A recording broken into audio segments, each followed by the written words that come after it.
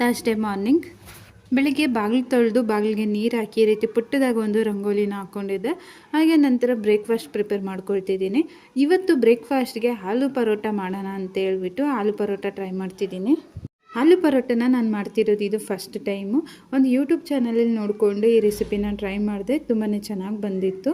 ಮೊದಲಿಗೆ ಆಲೂಗೆಡ್ಡೆನೆಲ್ಲ ಬೇಯಿಸಿ ಸ್ಮ್ಯಾಶ್ ಮಾಡಿ ಇಟ್ಕೊಂಡು ಅದ್ರ ಜೊತೆಗೆ ಸ್ವಲ್ಪ ಈರುಳ್ಳಿ, ಕರ್ಬೇವಿನ ಸೊಪ್ಪು, ಕೊತ್ತಂಬರಿ ಸೊಪ್ಪು, ಗ್ರೀನ್ ಚಿಲ್ಲಿ ಹಾಗೆ ಸ್ವಲ್ಪ ಒಗ್ಗರಣೆ ಹಾಕ್ಕೊಂಡು ಅದನ್ನು ಕೂಡ ಮಿಕ್ಸ್ ಮಾಡ್ಕೊತಾ ಇದ್ದೀನಿ. ಒಗ್ಗರಣೆಗೆ ಬರೀ ಸಾಸಿವೆ ಜೀರಿಗೆ ಅಷ್ಟೇ ಯೂಸ್ ಮಾಡಿದ್ದೆ.